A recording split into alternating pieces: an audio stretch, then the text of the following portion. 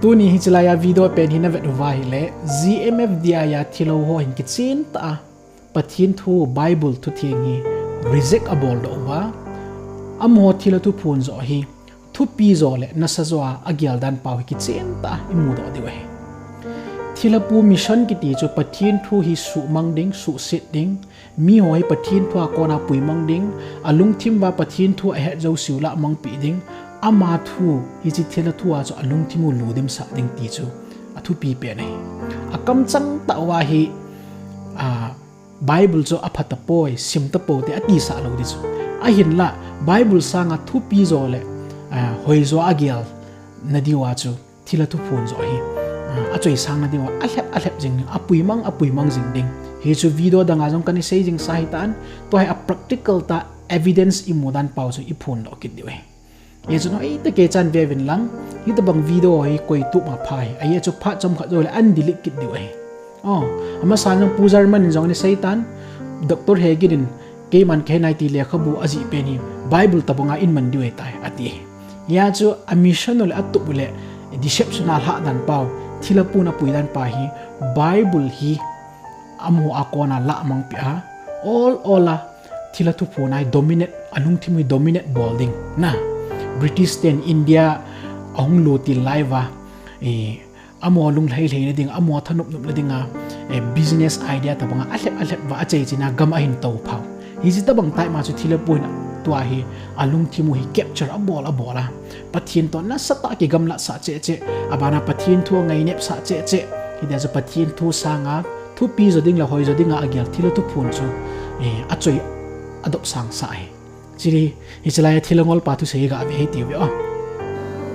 minang ho to kya hui bin WhatsApp ba mi to na kini ni sangin thu pon hoi simin lang lunglu tan simin lang bai ha la chun langa dinga phatom do chu atong lo be dinga WhatsApp ba mi to na kini la mi to se da le thua ka na lo so khati ho to ai tu lai tai boi na WhatsApp ji chu ke chu WhatsApp dang dan lo son yao son len ki dang dan lo amon lo lang boi pi lo no amon lo to son ne ho na boi pi ba nam ba chu he chu pathian engan sin da lo pi chu pathian la ga bin son ne boi pi bin lang amon lo ho to boi pi na ti lo pi chu hi cho boi pi sang chun na jina ta to khong ta beng bin lang la sa leo chun pathian ki pa do chu nei ba choi na chu ke ma long le ne la namu ta chuna na za su ke ru ka ta san su ke in mi dang ho chunga ki sabu hi un koi ma to kinil ni lang mi le thu hi un ti sang chun i chi thila pu thu phu hi ni hlom hlomin sim bin lang ki hlamun lang la sa bin lang ama chu wa chui bin na hi chu e ho dinga phachung nong za ding hai ati pi chu Bible pathin thu ki ti chu ta san cha te ki pui na ding pathin thu hi e ho dinga hinna chu ting ta le lamdi ko mu tu ikitil kho ni diu chu ting ta le lungmon na imu diu ki pa na imu diu pathin to ikinei che ni diwa lagau thing o scripture ki ti chu ai an la amo hi chu talovin thu phun zo hi ha simin simvin ati akhot a paper a choi zo siong chu hi chi thila pu thu phun ki ji do ho chu Bible ki ti chu talo he mo ai na a kam chang mai Bible chu reject a bol lo piu chu ai wanga chu a action wa hi Bible hi imacha hi lo dan pa cha phot chin wa Bible sanga thu pi zo thila pu thu phun a hi dan pa chu action wa avet sa jing ta chu very diplomatic hi chu chi satan a pui dan hi chu het ngai ai la so piti ho nitin le phat tina hi ai ho hin pathin thu isim jing ding a hi ti hi pathin thun ai hil naw he thila thu phuna ai ho hi kilung mon hi powin pathin thu a kilung mon ding iti oi Bible in kitchen ta se Joshua bung khat changge na chung kitchen tan sein hi chi dan thu bi bu hi na kam to ki khan ka hi han ama wang asunga ki sun ho dung zuya na bola na chin top theina dingin son le azanin longkil tan ngai tun chu tile na lampi lamjang pe na lolin sa ding ati hi chi kadan thu bu ati hi chi pathin thu Holy Bible lagau thing o hi ai hi chi ben i hon ni tin phat ina i ki chin jing wa na sun le zana lungil ta ingei to deu i ho de nga hi su lampi lamjang le i lo thin na diwa hi ati hi chi cho tu na pathin cha te ni sim deu cho thila tu phu nei po ye sam number khat chang ni na ji sim kit tinga le amma wang alung hlei na chu pakai dan thwa min adan thu tu sun le zana geli hi chi pathin thu hi pathin dan thu bu choi hi chu sun le zana igel diu hi chi sun le zana pakai dan thu gel ho chu pakai ki panam ni ho pakai lung hlei nam ni ho he ti thila tu phura ho chu pakai lung hlei nai po ye so pi ti ho hi chu hot tabang het na le lung thima pathin thu hin pi na ko nai thila pun na pui mong wa azo ting li cho zo si no ho dinga e tabang nan gel sa ding ama thila pu chu thulo pi ta nan gel sa ding chini chu no ho dinga naman tha na hongi dingai tai Deuteronomy bungup changu apa chang si sim kit tingai le chule tu ni khwa nang ma ka thu pi hoi na lung sunga na chin jing ding a hi chule nang man hi cho hi na cha te hi nga tom ngai ta na hil ding nen sunga na to pi ting le na to pe ting le lam dunga na chi pe ting jong le na lu pe ting jong le na tho do ting jong le na sei pi ding wa lo pi dan so pathin thu hi lup pet to pet din pet tho pet abona i chin jing diu isim jing na pathin ai pi oi ni khat na Bible ve za isim na omo pathin thu ilung thim wa ve za ichin na omo so pi ti ho tu ni hi tin pathin thu isim jing hi ti bin ilunga ching jing hi ti bin i chi pet i to pe ilam tha zo sa pathin thu gel jing le na igam sung mai tai thila ki chim lo di cho tu nai pathin thu ki ti mo mo i lu bu wa hi gel nom na talo ngai na sa na pa lo ya chu thil hai na zo ong se ai inam pumpiu kilo yeng ho bung pumpi kilo yeng na ita sanau ki long yeng amang tha ding i tam pai jing hi chui chula se ta lep na mai sa chula ipin alu bu le alung thim sunga alagaw in kwa pathin thu chen pi lo mi chu se ta ne nom ta a bol cha the he ja chu to ai gam sung wai se tan na to aga ki mu jing hi chu ai le sam number za som lo ko chang som la kha chi sim kit tinga le nang ma do na ka chon sik kit lo na din na thu ka lung sunga ka se le wow lo pi dan tu nia hi pathin thu ilung thim ma i chin tup jing mai le chon sit na lampi to ki gam hlat diwe ipia chon sit na pung igam sung ma koi ma cha Bible pathin thu sim lo e alung thima pathin thu chingum lo e sumla pai ki do na ki na lung thim sit git lo eng sit ngani lung thim abob ja chu lam ka tul pi sodom le gomra ta bang su e tunin pathin thu ching milang pathin thu hi ki pui sa ben lam jang be so pi dio pathin thu hi iki pui dio ti chu pathinin ei lam hil naw he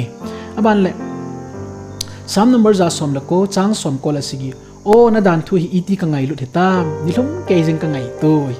pu David in kitchen ta pathin dan thua akipa dan cho phut loi cho hi chi Bible hi pathin dan thu chu hi cho so pi ti ho hi chia cho pu David in nilum hluma gela akipa na hagawa helna revival anei dan pa cho phun loi cho ya chu Jesu Christian zon bung som sigi chang som sigi na thu chu ta hi na thu chu amo su thingin ti thu a hi ki su thinga thu ta hi helna chan ngai emotional base ei ma lungkum su da na helna chan ning hilo pathin thu ta chu helna chan ning thi pathini ei hil naw he aman ta le sam number za som la ko chang za le nga Bible chang poi mo ta na thu hi ka keng din thau mai hin kalam pi din ko ba a he amen pathin thu ho dinga khuwa thau mai joi chala tu nai chi pathin thu chom loi le muthi mai wa deu ti nai chala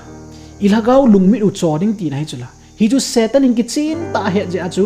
ilagaw lungmi u su chot na te dinga chu pathin thu e ho kona la mang che ding gu na khuwa mu thei te lo dinga ei koi gu chala tu nai chi setan thang kula chu yo deu ham thila pu thu phun chu asu ni lum sim bin na ti jing chu pathin thu khuwa akona setan in na kai bang ba hagaw lungmi chwa no koi nom naw lam pi ko mu na zo cho so pi dio GMF DI thilo ho in kitchen ta thilo pu in diplomatic policy thu du ha thu ta na pathin thu akona na kai mang dan hi tunin hedo lew sin ti chu katip na no mai pathin thu e ho ki hil na ding e ho ki pui na ding ai Bible idei lai ei ho ading idei lo lai zude te pi do ding ti na hi lo ei ho ding a khu bai pathin thun a sei lo wa hi le pathian thua ki mulawa hile tunin so pito gel dit na second thought third thought nei ngai ai ma bible asai po wa hile zui po tang a ris hlom di bible sei lo izui sang ma bible sunga ki sei po wa hi chidung zui ta zon po le pathian thu hi a ris hlom di hi as bible khuwa ati i ho denga thau me he ti na pathian thu chu sam number za som lako chang som li le za som li le get na thu ka gel theina din zan khon mi singlowin ko min hi pathina ki pana nei dan chui cho ni tin phat tin zan tin son tina pathin thwana ki pai nam tu na atm chen lai chu cho ki phung jing chu pathin thwa ki le ti pathin thwa ki pana nei ti pathin thwa ki bul phoi ti pathin thu ta hel na chang hi ti zo thu zo sia hin i bon chawin khang do tai ti bi ti chu ikil naw jing ai Colosia mungthum chang som lu isimai le chi na zo sia Krista thu chu na sungwa cheng lim set hen ati tuming to thulan haulan thagaw lan khat kitil kho tuin lung sit na thwa na lungilum pakai choi an la sawin so pite ho Krista ngai lut na achu ilung thimwa hi chi na cha dim set ding pathin thu achu idim se ngai hi ching ta la chun pathin ba choi na taw na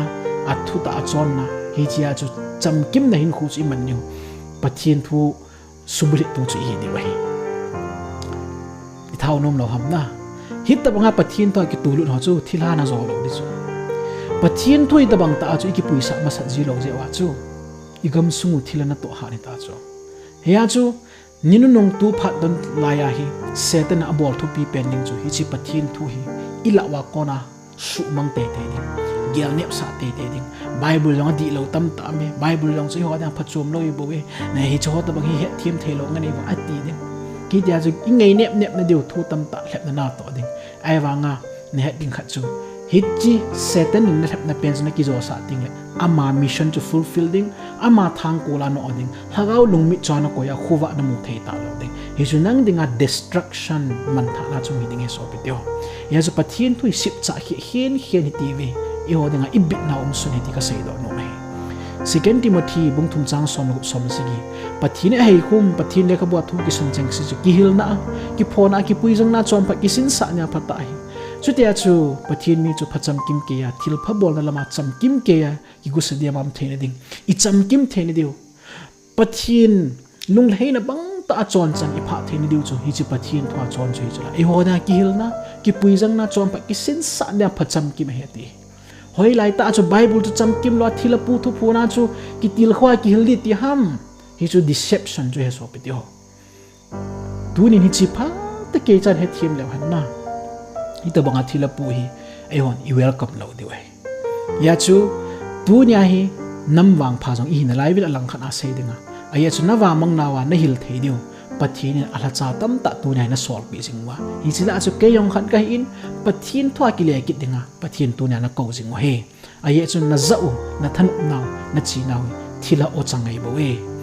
ban James bung khat chang som ni la ni a hin nang ho nang mal nang ma ki hlem la thu chu angai me amazing hi lovin thu chu abola zo hi win tu na hi chi pathin thu hi iza wa ingai do wa le a sunga thu ki sundu yang I chon the ngai so pi ti ho a bola tu hi ngai action ai pu do ngai ana to be chu athi sa he ti he ta san na to be chu athi sa he ti ya chu tu nya hi chi ta san pu ma chu ana to to ikop ngai ta san gi ti chu piam pathin thua chon gi chu ta san he ya chu hi chi pe I ta san na pen I pu do ngai na hi chi ting le chun e ho dinga thil ha chu ki chim lo de zon bung ge chang som tum kha pa som thum le ni chun je sun ju dan mi ho ata san ho za chun nong ho ka thua hi nom lo nom zom jing wa hi le ka sei ri ta be ni we chule thu ta chu heavy na tin thu ta chun na la do ding wa hi ki chin ta Jesu Krista pathin sei ju hi naw chu a thu banga am chu tu nya thila o khat ki nga ya Bible na sa mo na te te dinga hlep na lampia I puina wa ki chi a pathin sei ju ke ki ti hi thei lo he ka so pi dio tu nya Krista sei ju di ta hi naw chu pakai thu bonga yum hi naw bam ikivet ni we I Christian hin khu I ta san I chi pio hi pathin thu bonga am hinam Bible sei bang hinam aw zo jong ka Satan Bible sei am hi pole ani zui po po ris hlom a hin la na het thiam thei lo ho lagau thing gel nep na ding Jesu Christa pathin hina reject na ding hitabang doctrine ho ko nai ki ven na ding lagau thing ko ma chi na ki thum ngai ai Jesu Christan zon bung som le lilang a ki chin tan se lagau hung ding a hi in ama chun chi na zo si le thuta zo sia na pui ding chi chu thuta chu zal len na hi ati he ya chu false doctrine a ko na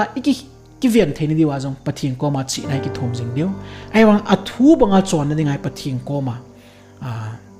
na sata het na ki thum ma athu banga hi ama seizui di ta hi na chu he ti chu tu na het thim di ba he ex mung som si ki chang som la khat beria mi te chu Thessalonica mi ho sang a phazobin lungki pa tan thu sangun hi chu hina ha hina lo ham ti het na ding ni sin pathin le kha ba hol ji ve ki chen ta pathin thu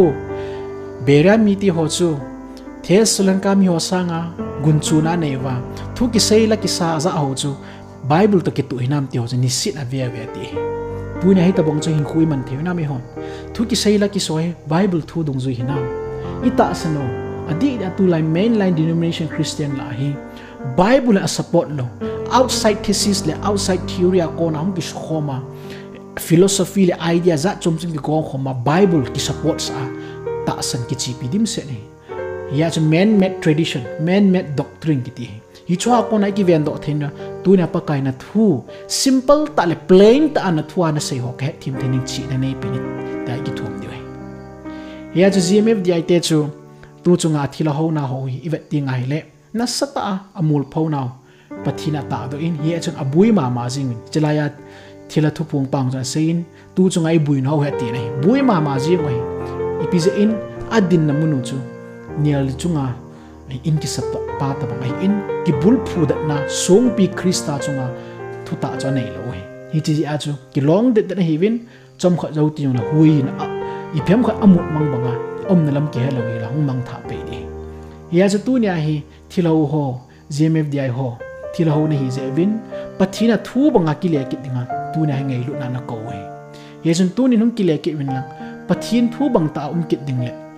diabolim pathin thu ngai nep na lungthim na piwa all a duha thu ta na kai mong na penu chu lagau mit wa puma na hin mo chin wa pakayang son hong kile kit wa athu banga sei zui di ta hidingin ki guchi dingin tim na kan nei pathim pa the bo taw han